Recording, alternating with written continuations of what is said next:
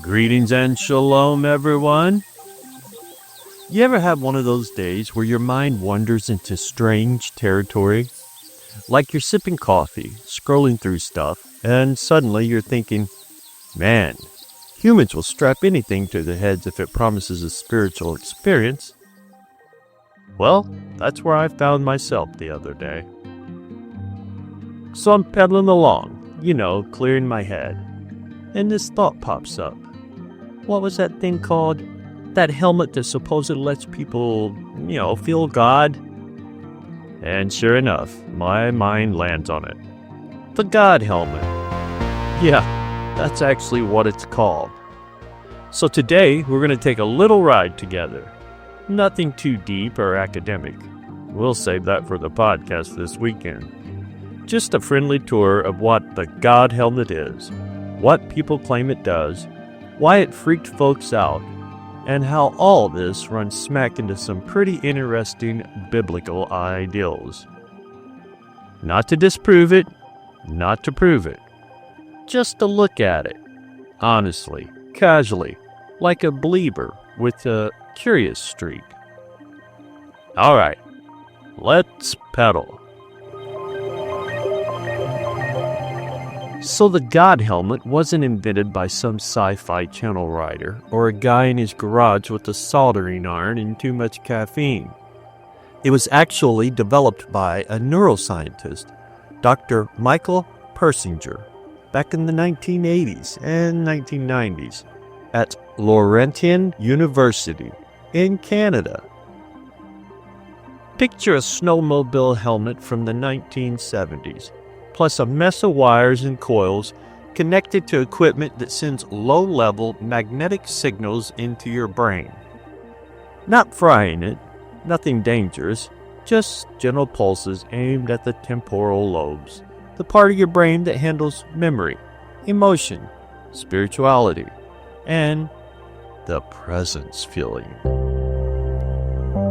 Now the claim, and this is what got people talking, is that when you put this thing on, about 80% of folks reported feeling a presence in the room, a sense of being watched, a sudden peace or overwhelming calm, a floating or out-of-body feeling, or in some cases, a full-on God is here moment. And of course, as soon as someone labels anything God, people get curious, and nervous, and defensive, and excited, all at the same time. The media ate it up. Helmet lets you talk to God. Well, not exactly, but we'll get to that. Here's the interesting part. Some people swear it worked. Others say it didn't do anything. And a few scientists say Persinger didn't fully control for suggestions, expectations, or volunteer psychology. But then, you look at the testimonies. You got people saying things like, I felt a presence standing behind me. I felt a wave of love wash over me. I felt watched, but not in a bad way, almost comforting. I felt separated from my body for a moment. Even atheists came out saying, I don't believe in God, but something was there. And we can say this. Human brains absolutely respond to magnetic stimulation. That's scientific fact, used in actual medical treatments today. So is the God helmet legit? Well, here's where the story gets fun. Now, as believers, we can't help but hear the phrase God helmet and go, all right, hold up now. Because in Scripture, God doesn't need wires. The Messiah doesn't need circuitry. The Spirit doesn't need 9 volts.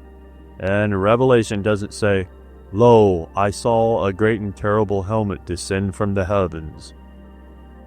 But the Bible does talk about strange experiences, visions, night terrors, visitations, moments of presence, and spiritual encounters that change people forever.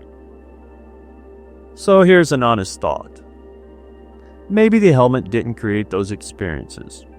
Maybe it just poked parts of the brain that react to the spiritual, the same way fear pokes the flight zone when you hear something in the dark.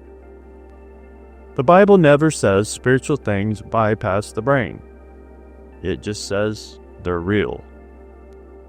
So is it possible that the God helmet didn't invent a God feeling, but triggered something humans already have?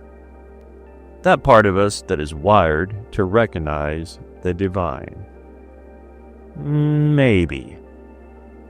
And here's the ironic part. Some scientists tried to use the helmet to disprove spiritual experiences. But instead, they kind of proved how easy it is to awaken them. There's something fascinating about that presence feeling people reported.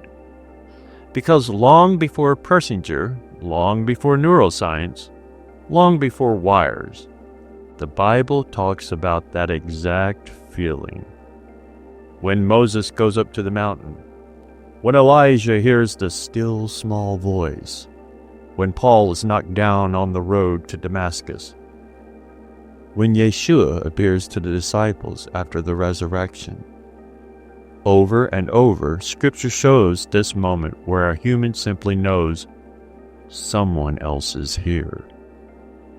So when people strap on a helmet and say, "I felt a presence," yeah, that sounds familiar. Now, I'm not saying the God helmet connects you to the spiritual realm. I'm also not saying it doesn't.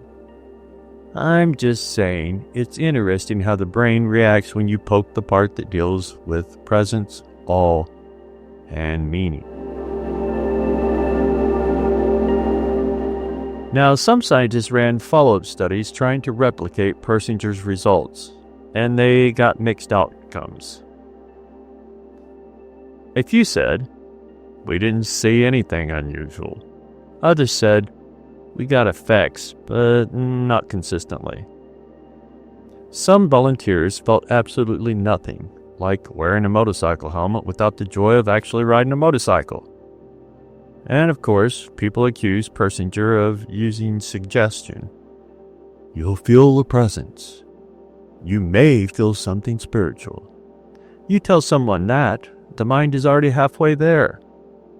But even with suggestion involved, you have to admit, human brains are interesting. Because you poke one little area, and someone goes, "I think God just stepped into the room."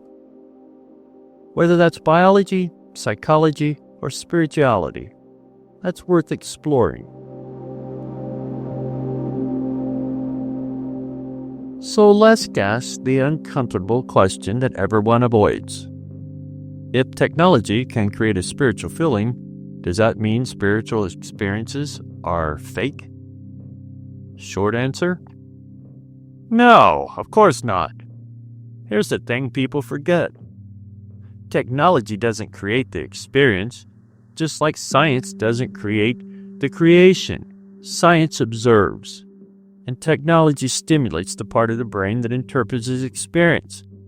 And then we make observations. Just like alcohol lowers inhibitions, but doesn't create happiness.